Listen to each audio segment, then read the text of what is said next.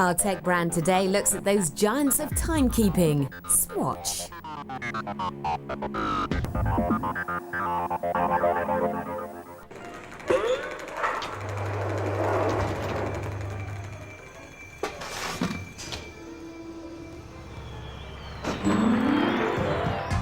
Fun, fashion and provocation serve as an appropriate motto for one of Switzerland's best-known companies. May I help you? Yes, Whoa. I like this one. In 1979, the watch industry in Europe faced certain death following the flood of cheap Far East imports that decimated the Swiss watch market. Swatch founder Nicholas Hayek's idea was to make a new watch with a much more simple design and give it a vibrant look. He sat down with a team of engineers and designers, and they came up with the Swatch concept, which basically is a plastic watch. And plastic as a material hadn't really been used before. But more importantly, previous analog watches used to have about 150 components, and what basically Swatch was built upon was 51 components. Cheaper materials and a simple production technique, together with a catchy name and a spectacular launch, established the company almost straight away. Was halten Sie von der Uhr, die dort hängt? Ich finde es ganz wunderbar. Ich habe schon die ganzen Tage total darüber gefreut. Ich finde es ein wunderbares Kunstwerk. They commissioned artists and they ran collections. So after a limited period of time, the watch would become obsolete. And so people would start to collect the watches. Each year there's been a constant reinvention of itself. And it's got a broadening of its positioning. And I think that's actually ensured a constant appeal to consumers. Hundreds of designs were marketed in the 80s and 90s, and popular designers like Vivienne Westwood and Keith Haring were all commissioned to release their own collections.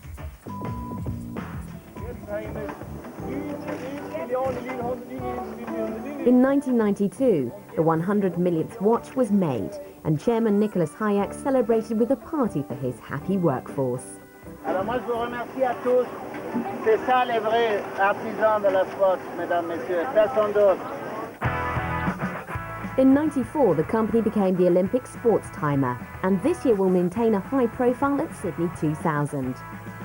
But Swatch has also made efforts to nurture more radical sporting activity and sponsor some of the world's finest extreme sports events and athletes.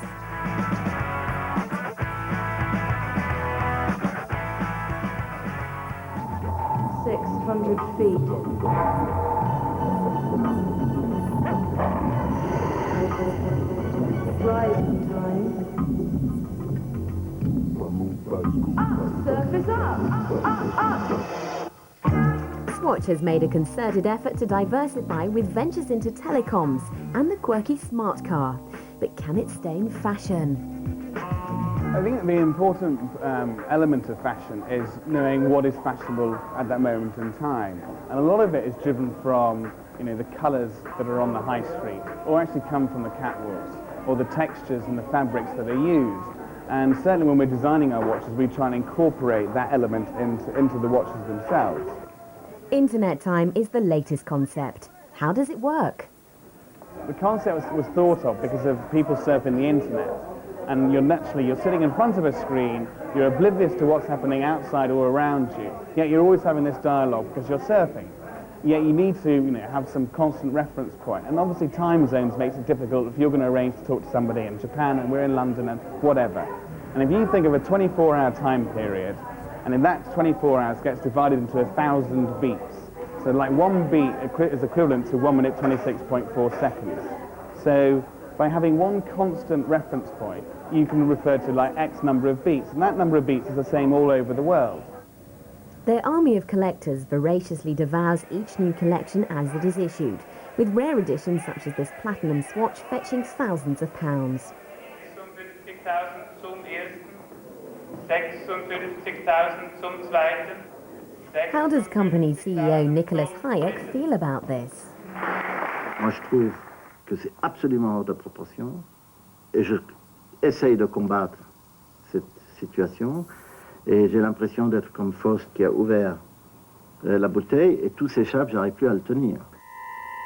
Continuing bizarre creations and a devout fan base means this techno brand is sure to be keeping time in the 21st century.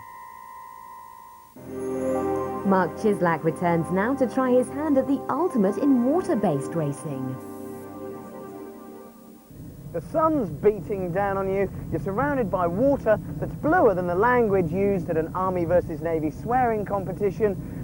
This has got to be the life. It's how you've always pictured millionaires spending their time in between corporate takeovers. Absolute bliss. Alternatively, you can always open up the throttle on your Swiss speedboat and find out what it's really made of.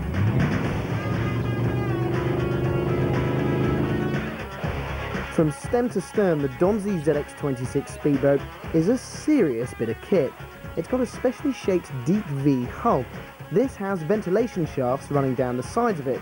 These help to create what's called positive lift and help reduce the wetted surface of the hull, which in turn results in a boat which tracks straighter than traditional hulls at extreme speeds and additionally helps to achieve those extreme speeds in the first place. If you get bored of charging around the oceans and scaring the fish, you could always moor up for a bit. A boat like this is perfect for relaxing on. There's space front and rear to use as sun decks. It even comes fitted with a stereo and there's a small cabin at the front. But the ultimate test is how it performs out on the water.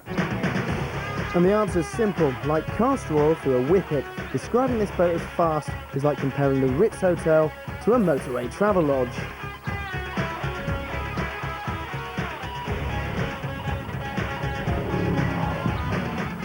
This is a Domsey 26 ZX. This particular boat's fitted with an 8.9 litre V8. This is 385 horsepower at the propeller. Propels the boat to about 70 miles an hour. If you go for the larger engine option, you can run nearly up to